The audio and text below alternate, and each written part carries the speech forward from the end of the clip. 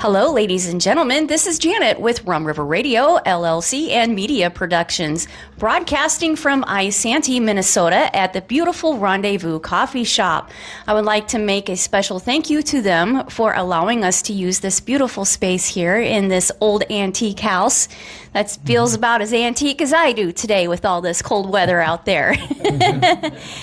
So today I am here with a couple of veterans to highlight two books that they have here. First, I have Chris Sauros, right? Mm-hmm, correct. Yep. And my friend Sid. Sorry, I'm bad with names. Again, my name is Janet Schock. I am your host. Chris here is a Minnesota historical famous figure here. He wrote the Legacy of the Twins Platoon. And Sid here, we just met. He wrote Go West. And from Cambodia, correct? Yes. Out of Cambodia? Okay. Yeah, all right. I'm not a veteran. I was at the But you were on the other side of the whole thing. You're very close to Chris when he was there physically. Yeah. Okay. Yeah. Okay. Yeah. So we're getting both sides of the story here. That's awesome. All right. So I'm going to start with Chris, if that's okay, and then we'll put a few questions to you as well. Sure. And then as we talk, we'll have to pass the microphone back and forth. Okay. All right. So Chris, could you tell me just a little bit about yourself, like how old you are right now, your credit card numbers? No, I'm just kidding. Your credit score? No. Yeah.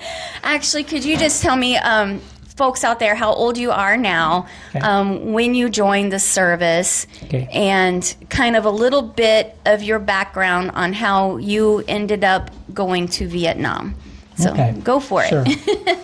Well, I'm 76 years old, and the book kind of is the start. That started in June of 1967 in high school. The Vietnam War had just started, and everybody was required to fulfill their patriotic duty. So I enlisted in the Marine Corps, along with 150 other people. And then went to Vietnam, came back, and then years later, about 1990, I set out to write a book about what happened to the Twins Platoon. And I should back up a little bit. All 150 of us were sworn into the Marine Corps at a Minnesota Twins baseball game. And the book is the true story of what happened to them after they got cheered off the ball field, follows them through their Marine Corps training, and then overseas to Vietnam, what happened to them there, and then what happened to them when they came back. And the original first book, called The Twins Platoon, An Epic Story of Young Marines at War in Vietnam, was published in 2006, and that's when the timeline ended. But then many years passed, and I got to hear what happened to many other members of the Twins Platoon. And it turned out the story didn't really end in 2006. How that war affected them, their families, and our country continued all the way to the present day. So that's what prompted me to write this second book, so that people could now see that entire picture. It's almost now the story of the Twins Platoon from the cradle to the grave. Now, were you drafted or did you volunteer? We all volunteered. Everyone in the Twins Platoon had enlisted voluntarily. Yeah. I have a feeling, though, you probably would have eventually been voluntold. Yeah. I know my uncle was in Vietnam, so he started out in Vietnam to play the clarinet and ended up in the infantry. Go figure. Needs of the Army. Quite a change. Yeah. So sorry for the background noises, folks. They're making coffee in here. We're in a coffee shop. Yes. So, Chris, you enlisted on the ball field during a Twins game. Yep. How long after that game did you leave for boot camp? Well, before the end, it was about the end of the fourth inning is when they ushered us off the ball field. We went to Walt Chamberlain Airport. They put us on a plane. Most of us had never been on an airplane in our life. That was kind of a new way to travel back then, very expensive. And I think most of our parents had never been on a plane. So that was kind of a unique experience. And we got flown to San Diego, and where we got it offloaded at the Marine Corps Recruit Depot in San Diego, and that's where we went through our training. Yeah. So, Okay, and then the training for Marines at that time, how long was the boot camp and the training? the boot camp was about 8 weeks long, and then after that we went to advanced infantry training at Camp Pendleton, and that was about 3-4 weeks long. Then we were all assigned our primary MOSs, and then we each went on to our specialty training, and it varied. Some may have gone into Amtrak, some into infantry, some into artillery. It was just a whole wide variety of occupations. And your job was infantry or? Embarkation. Oh, okay. All right. Got it. Okay. And so once you completed that training, did you have any time after that to see your family, or was it straight off to combat from there? That's a good question. The war had started to escalate before we were done with our training pretty rapidly, and so our normal leave home for embarkation, all the guys that got assigned to embarkation was canceled, and we were sent to Coronado Island for embarkation school. That was another 4 weeks. And then I think normally you would get 30 days leave, but we only got 17, including travel time back and forth, because they needed a whole lot of military over in Vietnam in December of '68 because of the massive enemy buildup over there. Okay. So Now, I had the pleasure in the past of meeting Colonel Hal Moore, and it was just kind of a happenstance, and I have his signed copy of his book.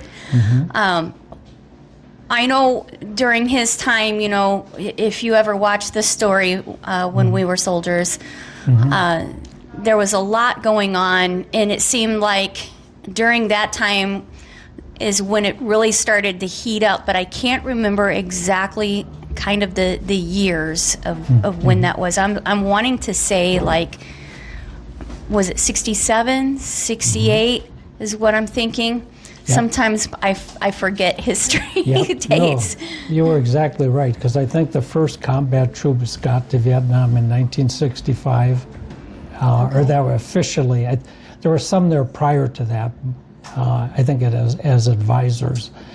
65 they came in, and then things just started to escalate so fast that by 1967 there was a massive troop buildup on both sides, North Vietnam, and then the U.S. had a counter by bringing more and more in people to deal with it.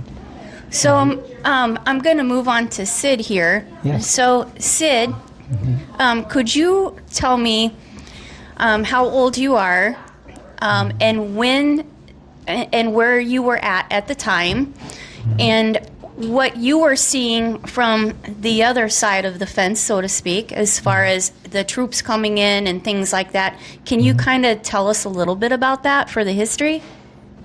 Sure, thank you. And I didn't expect this. I was just here to cheer Chris on, and his book, I just finished reading it. The second one also, the first one and second one.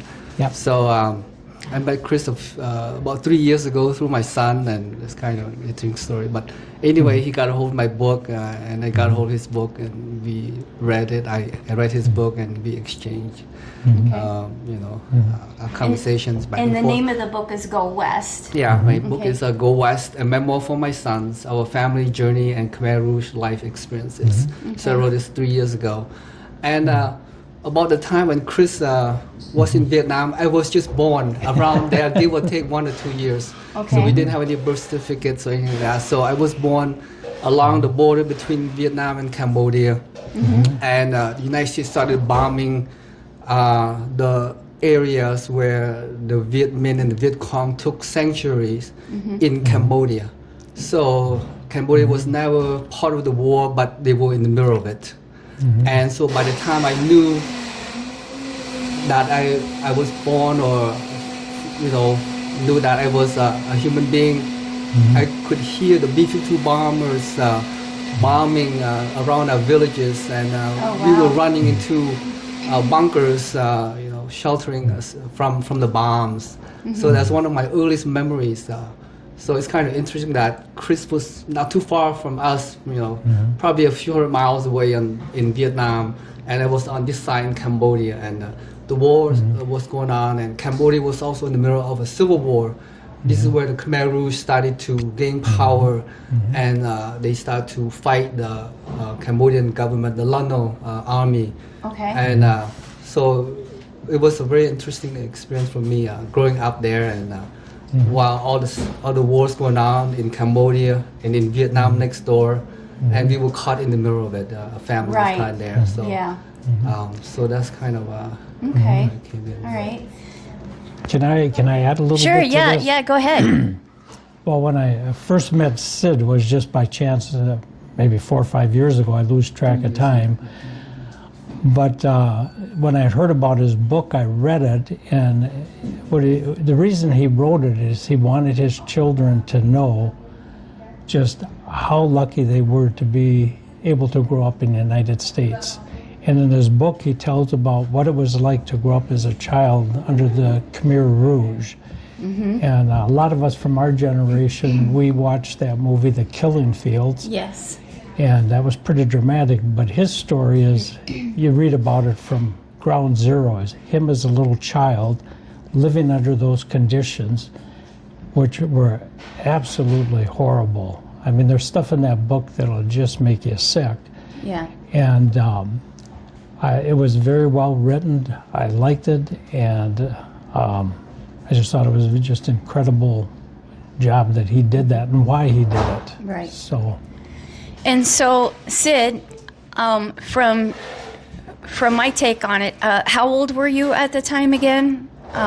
Like maybe 3, 4? I was born in about 67, Okay. 68, but we didn't have any documentation, no birth certificate, anything at the time. And Okay. most Cambodians didn't have that in the hospital, and I was Right. born at home also. And so by 1975, when Yes. the Khmer Rouge took over on April 17, 1975. That was a couple years before, or a couple weeks before Saigon fell. That famous Sorry. on that famous U.S. Embassy rooftop where the helicopter was on there and the people were trying to get on there. So that was 2 weeks after the Khmer Rouge took over Cambodia in the capital city, Phnom Penh. So I was about 6 years 6, old, give or yeah. take. Like again, we don't have any But paper tape. there's a lot that you can remember. So some traumatic experiences like that you don't forget. And as a veteran myself, being deployed and stuff and being at war, you see both sides of it. A lot of people don't understand. You see the innocent people of that country that are being oppressed, and you see the terrors and the horrific sides of things, the torture, the death, the anguish. You don't forget those things. And, some of the things I remember that I still have pictures of today are some of the kids from over there where, I had the little boy that sat on my lap that I gave a Mountain Dew to, and he thought that was great. And the little girl picking the poppy flowers, and I'm thinking, that's drugs, But there's just, you see the innocent side of it, and people need to hear both sides of the story. Not everyone from those countries were the bad person. You have the oppressors, you have the terrorists, you have the ones that have the totalitarian part where they use religion or anything they can possibly to try to control the people. And that's something that is important today that folks need to see, that just because they are from this country, it doesn't mean that the whole country is the problem. It's the oppressors, the terrorists that are the problem. So I'm very happy that you are here. And what a blessing for you to be in the United States and to teach this history to our younger people. So, Chris, back to you again. I'm going to keep going back and forth. Just don't let me forget to hand you the microphone. You landed in Vietnam. What is the first thing that you saw, and what went through your mind as soon as you touched ground there? I'll answer that in just a second. I just want to mention one thing when you mentioned about the children and Sid book. There's some haunting things that I've read in there, and the one was they were basically worked and almost starved to death, and he tells about it. And it's not he doesn't write the book like feel sorry about me, he just tells what happened. Yeah. But there's a part in there where he talks about where the children would eat sand so they wouldn't feel so hungry. And when you hear those kind of stories, that's what he wanted his children to know so they could really appreciate this country. So thought I'd add that. Oh yeah, most definitely. So now your question was about... So when you first got to Vietnam and you landed, because I know how I felt when I landed into a war zone, what is the first thing that you saw, and what feeling rushed through your head and through your heart? Well, the first thing I saw was Da Nang, because that's where we landed. And they offloaded, and we went into a terminal where they basically were assigning everybody where they were going to go. And that first night, I just remember we got there and it got dark, and I'm just sitting outside waiting to figure out where I'm going to go. And you could hear the sounds of war all around you. You know, you could hear artillery going off. You could see flashes and guns, and it was just, that was my first memory, and I'll never forget it because it was kind of creepy. You realize, like, this is for real now. You're in a war zone, and you could be killed. And so that was my first memories of getting there. Yeah. And then I mentioned it in the book too. I think I mentioned it in the book. The other thing that crossed my mind was Christmas was a few weeks away, and I was thinking about, Christmas, I won't be home for Christmas. And then the more I thought about it, I thought, the Marines had a 13-month tour of duty. And I thought, that means I'm going to be here for 2 Christmases. And then I got to thinking more. I got to think, well, if I'm going to be here for 2 Christmases, that means there's going to be 3 Christmases before I'll be back home with my family for Christmas time. And that was kind of a strange feeling. So, and it seemed like it was forever. Forever off in the future that I'd be home for the Christmas. And when you're deployed, it feels like time just goes on and on and on because of the amount of hours that you're working. It's not a 9-to-5 job for everybody, I know there were plenty of times on one mission in particular, I was out for 72 hours with no sleep. And people don't see that. So, can I say something? Yeah, sure, go ahead. You jogged a memory that I'd forgotten about, and that's time, at least for me over in Vietnam, it was like time stood still because it wasn't the same as back here. Or like, let's say you had to go out on perimeter for the night, and you sit in the foxhole, and you're just staring out in the darkness. Do you know how slow time goes when that happens? It just drags on, and so what seems like a day back here seemed like forever over there. So time just really dragged on.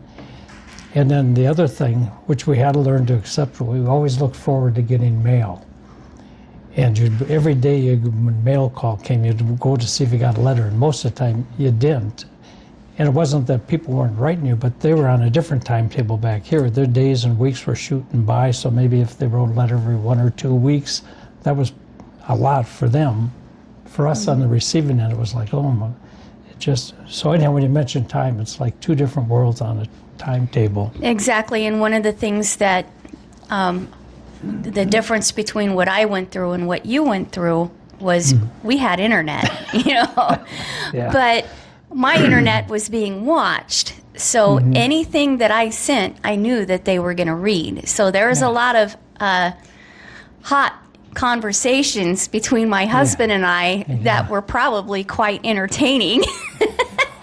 But not to get too personal, but sometimes we would do it just to mess with him, But yeah, the letters are the handwritten letters. It shows the personal touch and the fact that you're not forgotten. Yeah.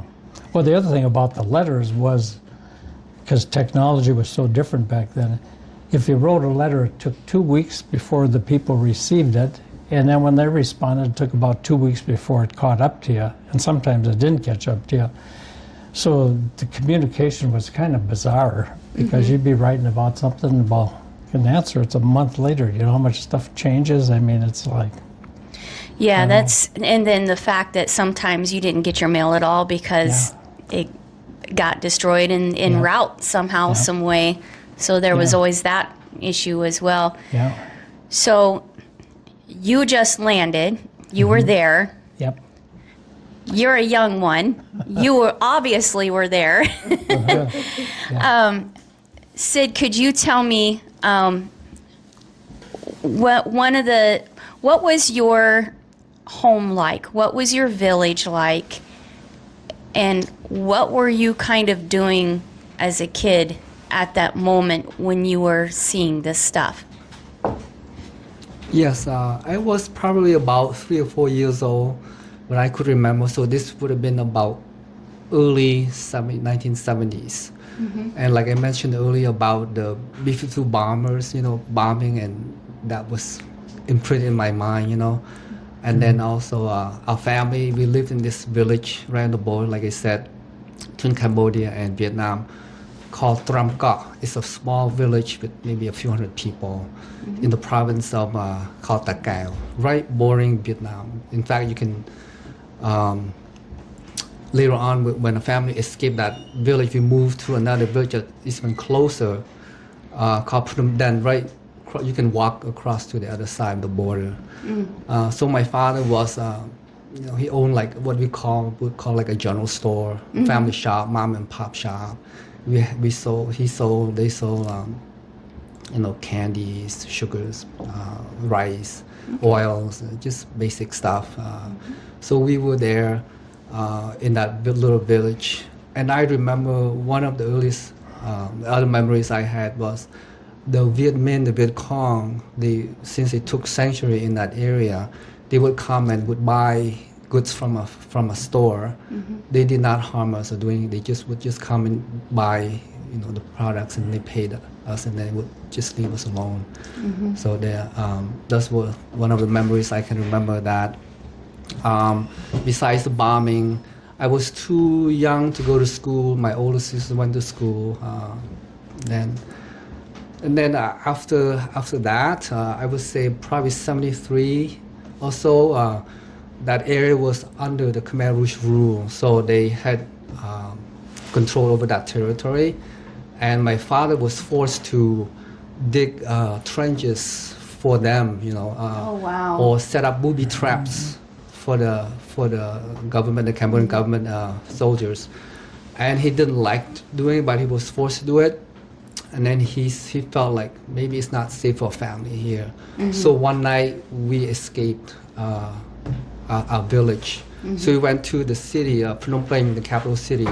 So it took us, before that we went to the other village that was closer to Vietnam. And that was too close to the fighting, between the United States and Vietnam.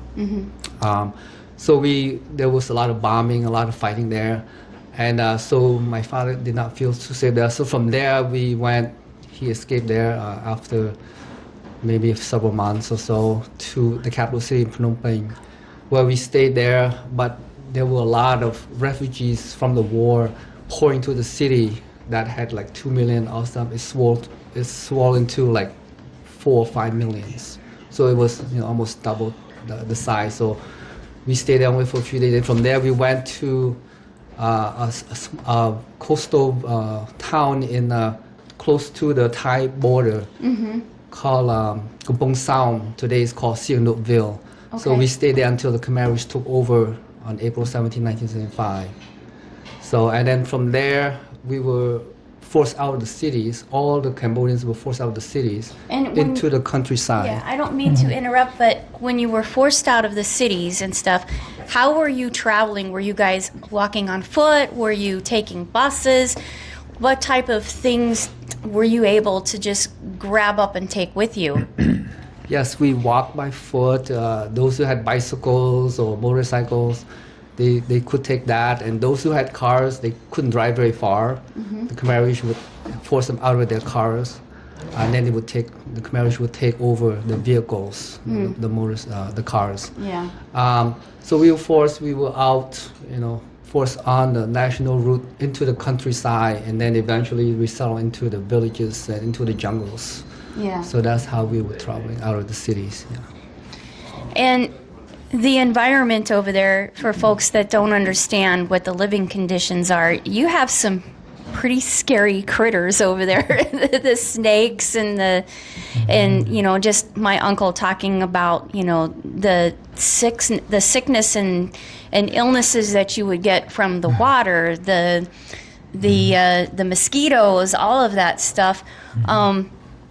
So I can only imagine. Do you remember how your family came to find food or provisions?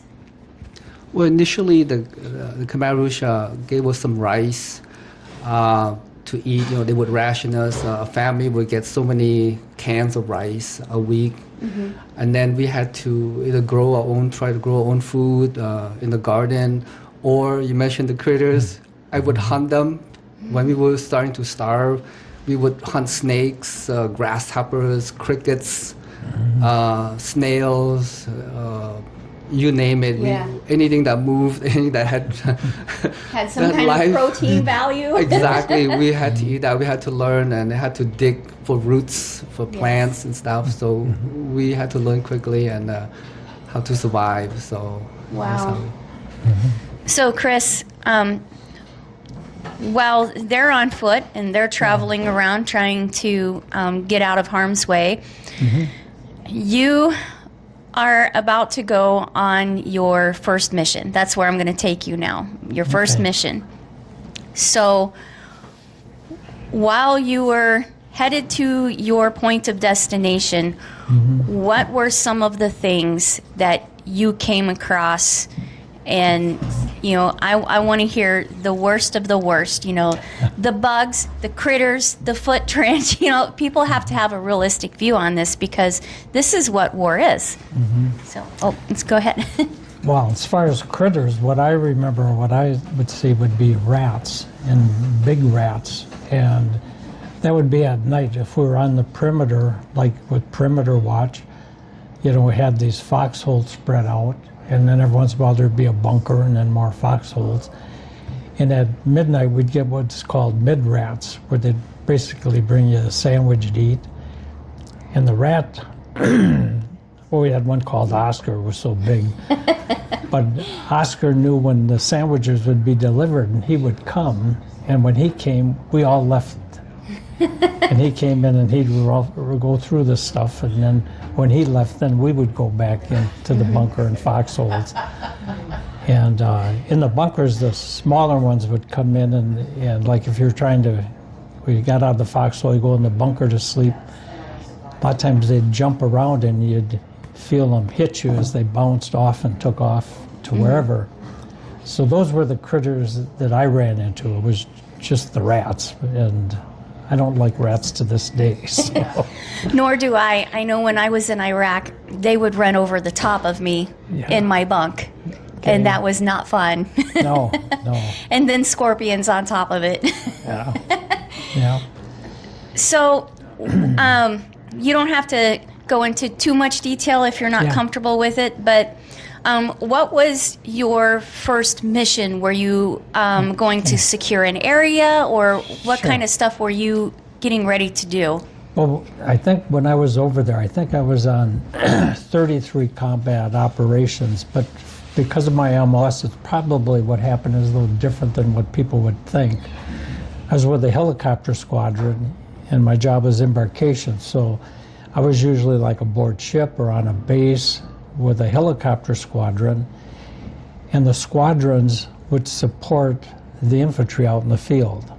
So whatever the operation was, the infantry would be out there on the operation. If there was fighting, they would be doing the fighting. The helicopter, the pilots, they would be doing resupplies, bringing them supplies, ammunition. If they got injured, they'd be medevacing them out.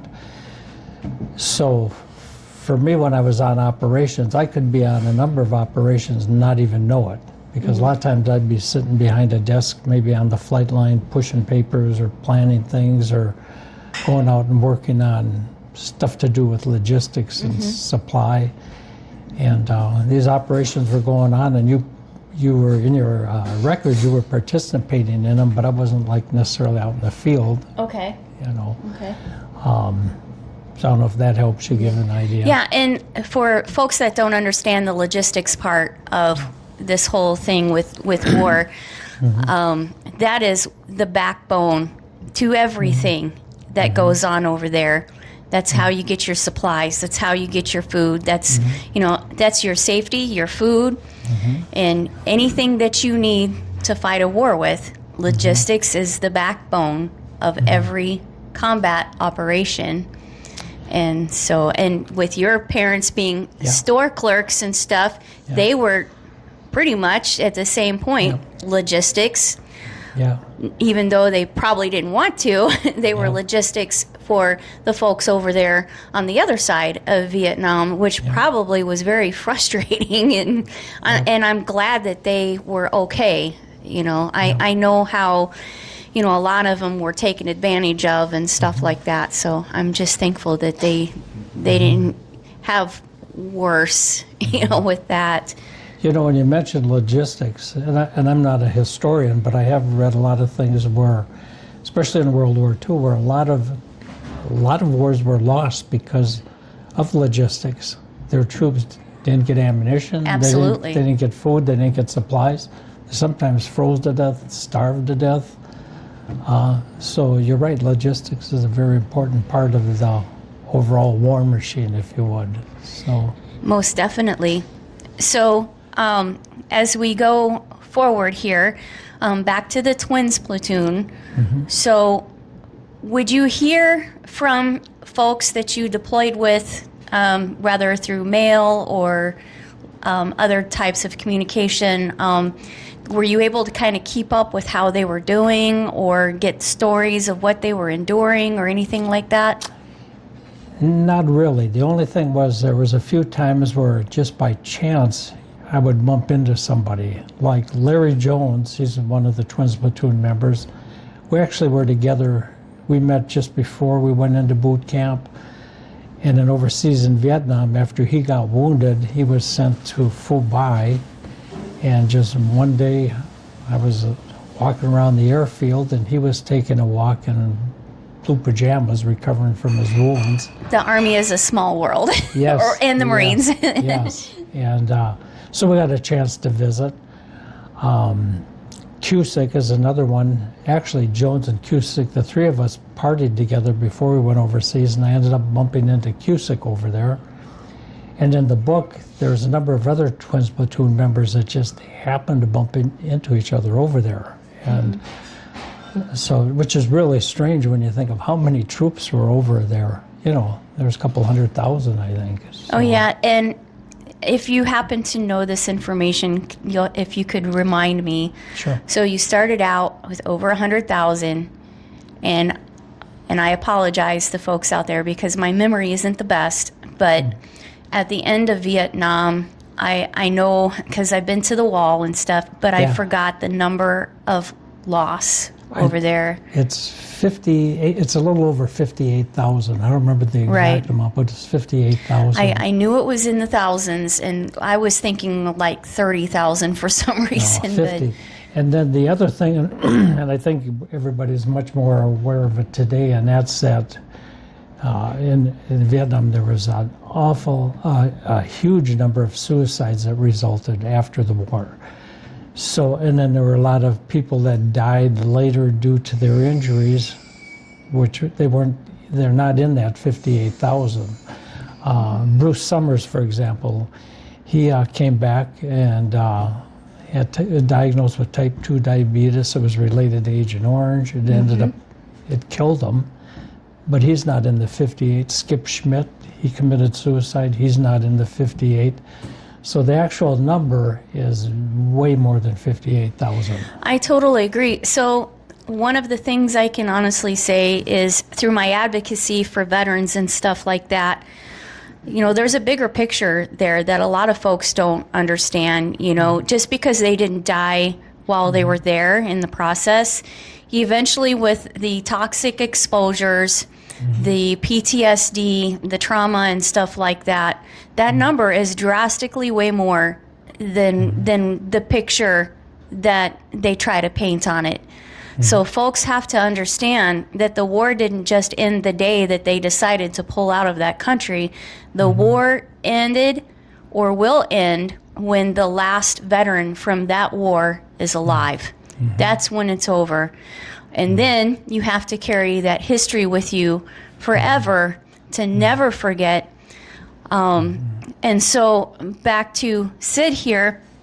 So Sid, do you remember when your parents and your family fled from the country, and which country did you go to for sanctuary to get on your path to America? Well, from the Khmer Rouge took over Cambodia from April 17, 1975, and then on December 25th, 1978, so getting closer to 4 years, Vietnam invaded Cambodia. So that's what put an end to the Khmer Rouge. So the war between the Khmer Rouge and Vietnam ended in about 2 weeks, but the battle kept going on for another 11 years. So as I have read people say, and it's well put, that Cambodia became Vietnam's Vietnam. So they didn't pull out until like late 1978 when the last troop of Vietnam left Cambodia.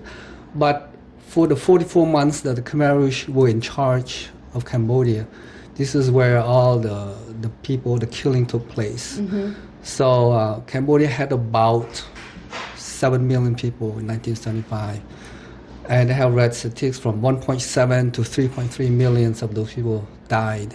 So about 1/3. My immediate family, both of my parents passed away, and my younger brother also passed away. So 3 out of 9 of us, so it's about 1/3 of us passed away. And I think in general, many Cambodians, about 1/3 of the Cambodians passed away. So when Vietnam invaded Cambodia and the country, they had control of the country, people were going back to their home country, their cities, wherever. And by that time, both of my parents already passed away, and my younger brother passed away. My oldest sister was separated from us, and she was caught in the capital city during the bombing before 1975. Man. And so she was able to get to Vietnam, and from Vietnam we had relatives there, and she found out that we were still back in Cambodia. And so she came and looked for us, and she found us a few weeks after that. And then she tried to get us out of the country because the title of the book says Go West.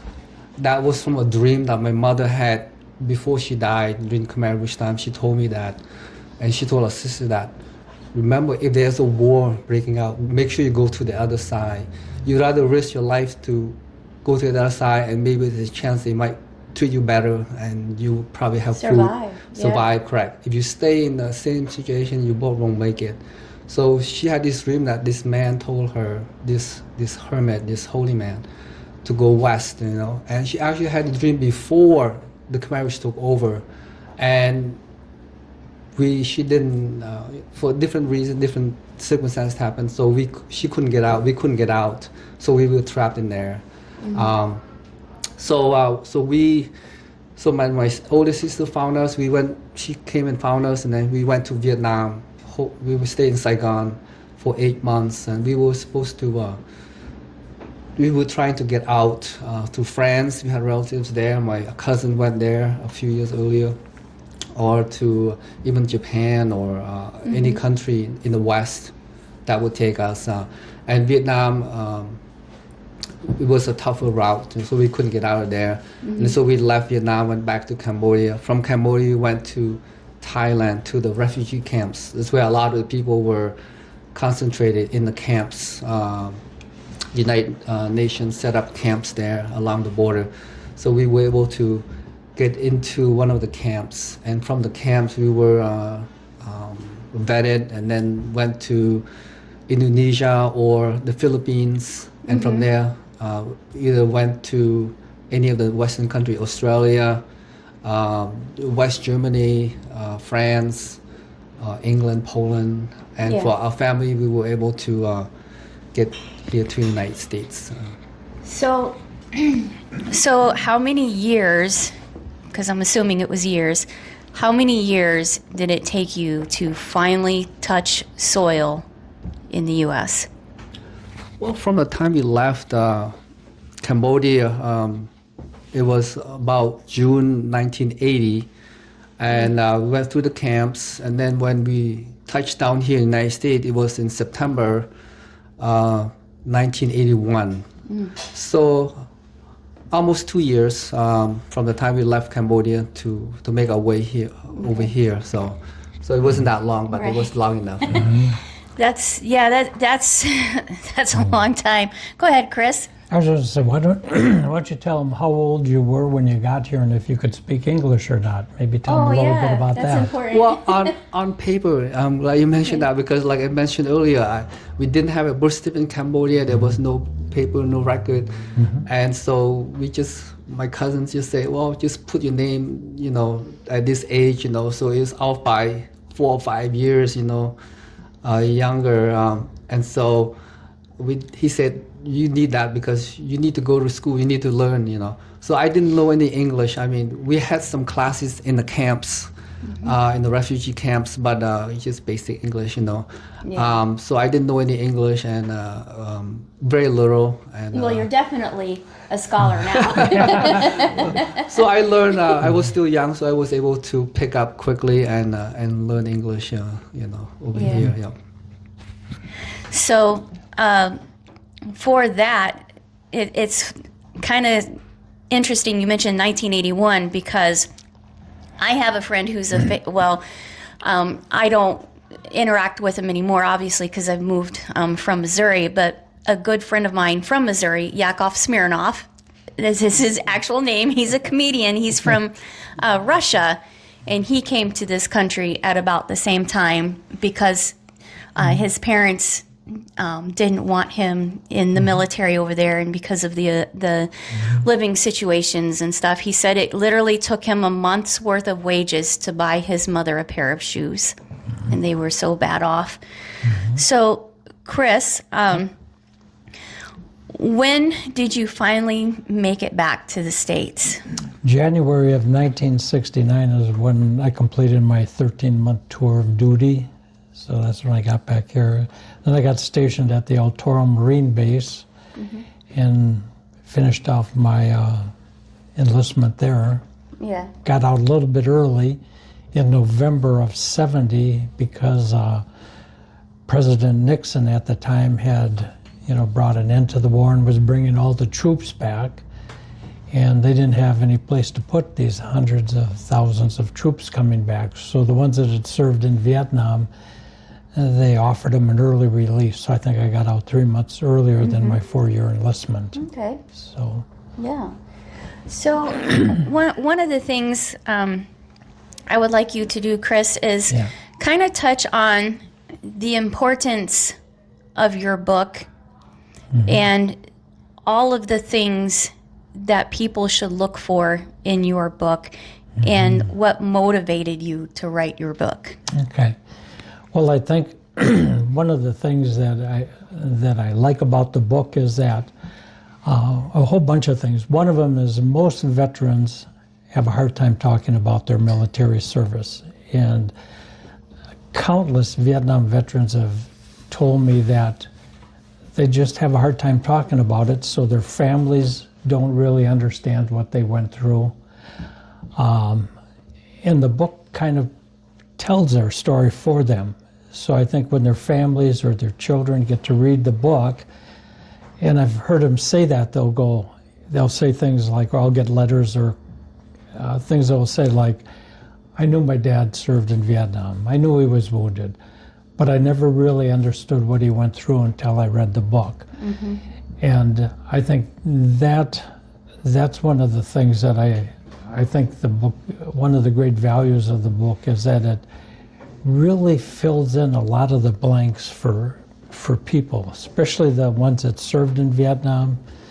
I think it really enlightens their family and their children, what they went through. And I think our country as a whole probably doesn't really understand a lot of it. And when they read the book, it'll help.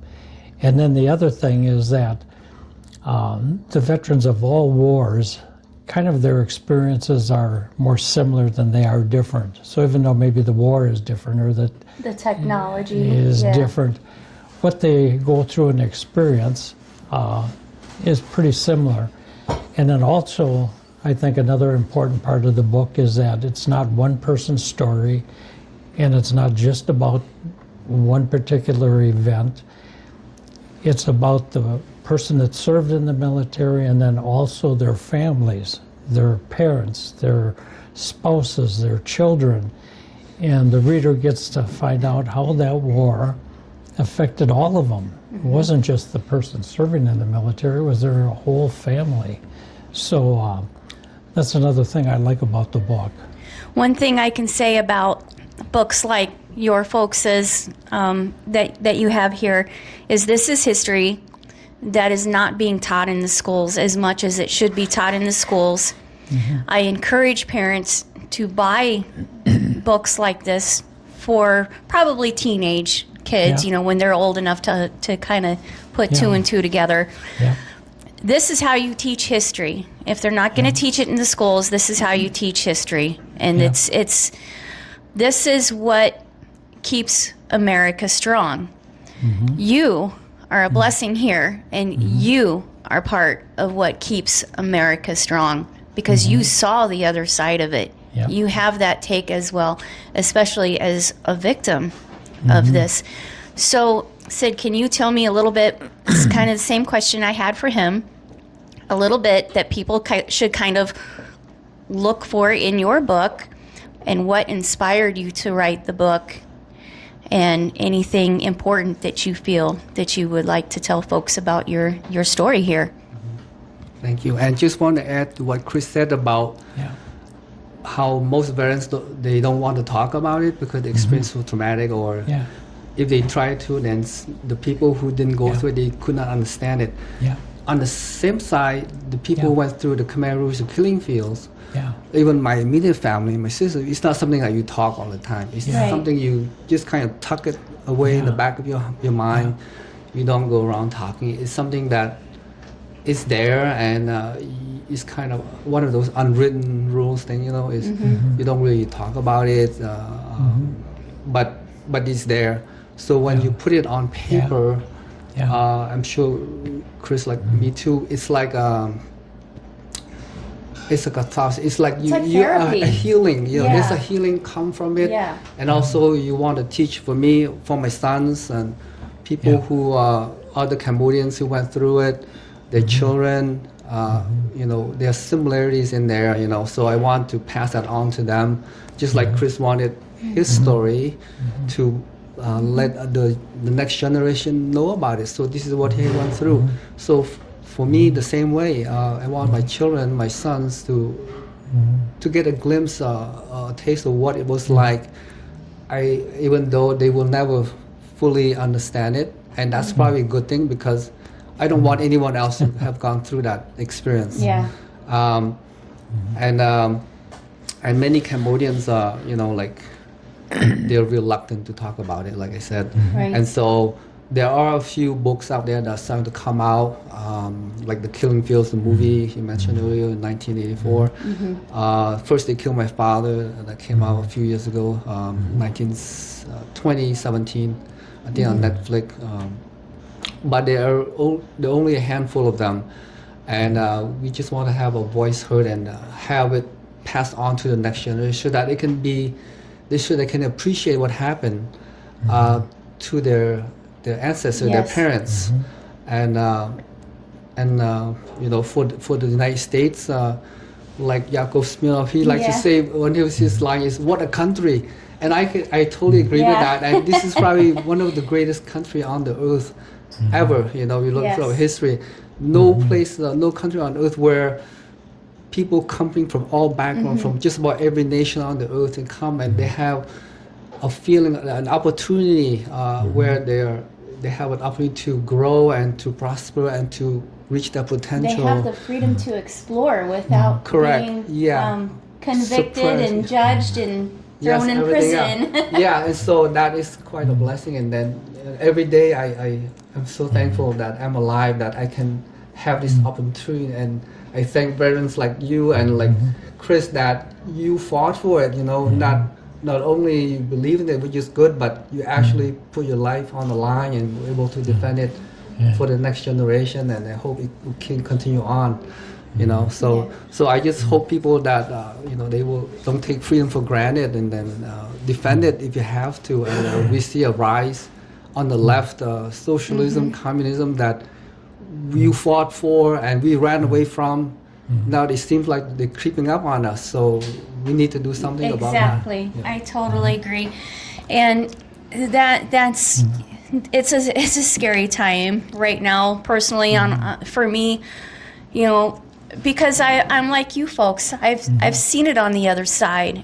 And for the people that have never been there, to think that a lot of these things are the greatest and latest and the grass is greener on the other side, they have not seen the atrocities.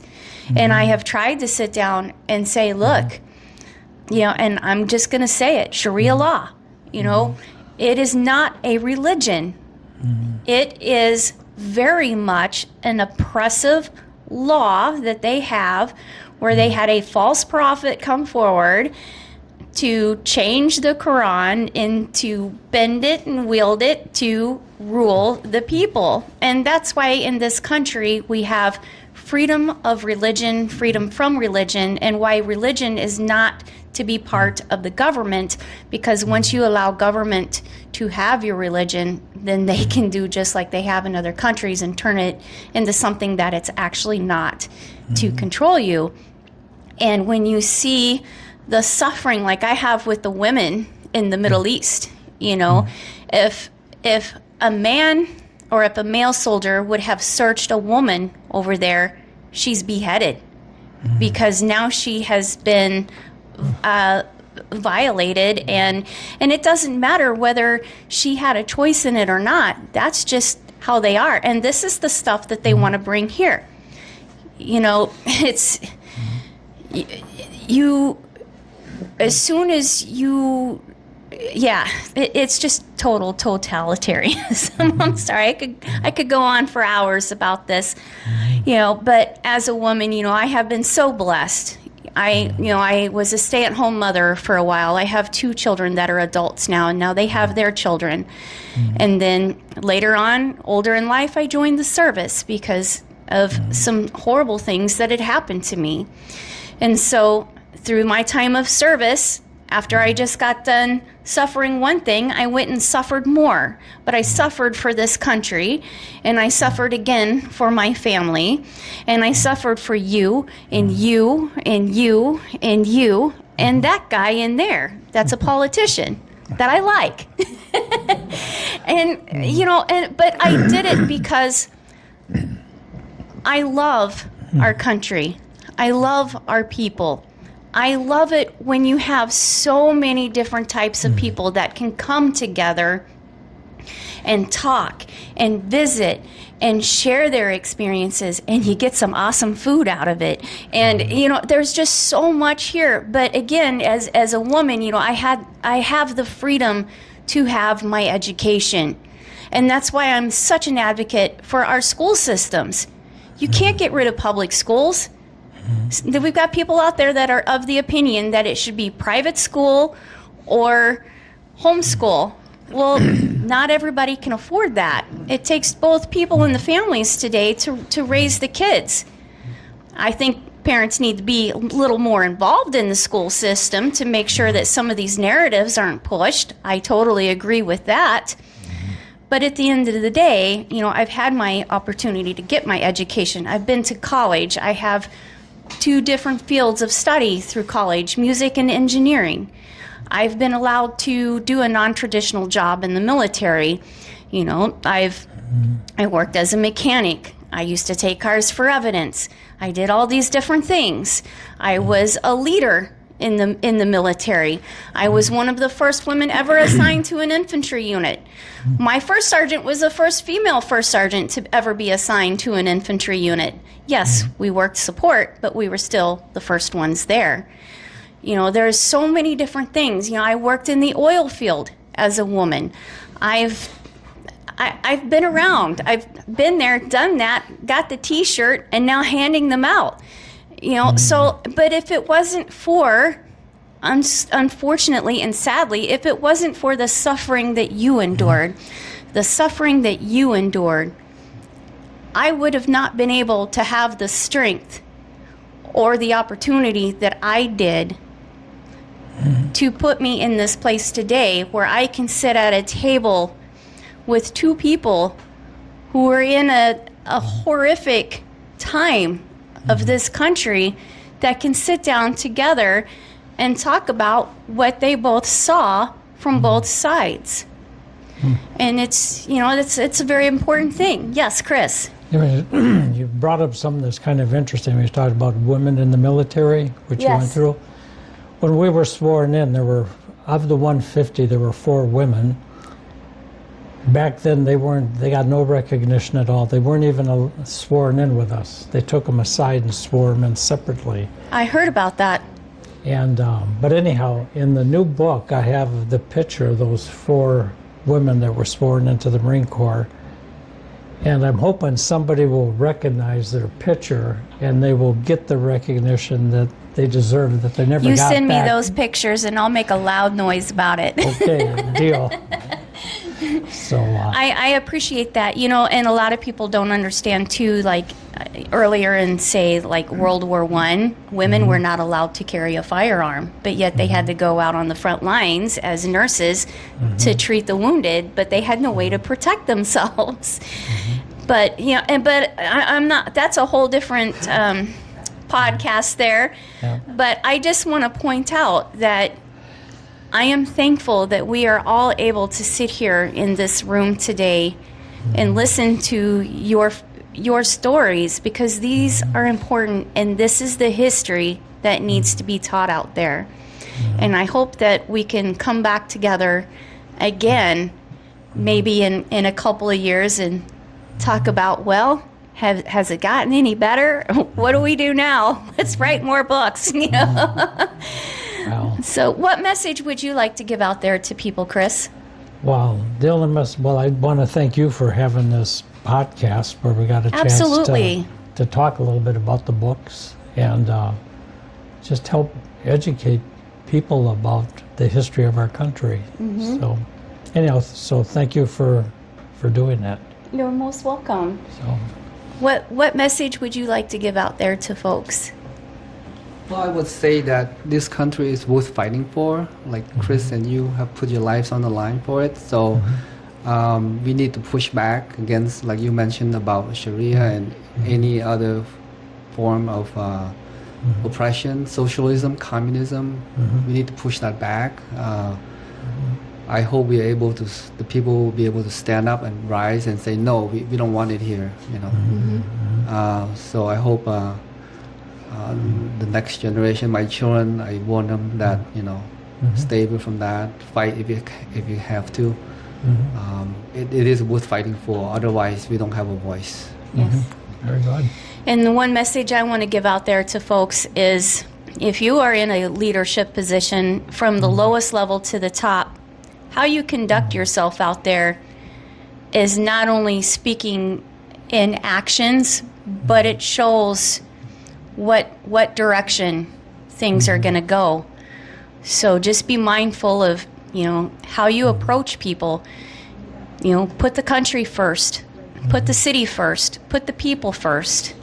You know, you were there to be at the will of the people's vote, and that's the beautiful thing about America, is we all have a voice. We can vote for what we want. And sometimes taking the hard road to speak up against socialism and communism and totalitarianism and bullshitism, it takes a lot of courage. But if it isn't for the ones that do, no change is ever going to happen, ever. So thank you for bringing this to the table, gentlemen. I appreciate it. So, Thank you. all right. Well, folks, I guess this is going to wrap up the podcast. I will have pictures of the books on the video, and then I will also include the links on where you can purchase the books. And if you guys want to send me, I'll give you my email address. And then if you want to send me like a way a person can send you a letter or an email or a way to contact you, feel free to send that to me as well. I don't want to give out any information that you're not comfortable with. So, but I do appreciate you guys being here today. So thank you so much. So again, this is Janet with Rum River Radio and Media Productions.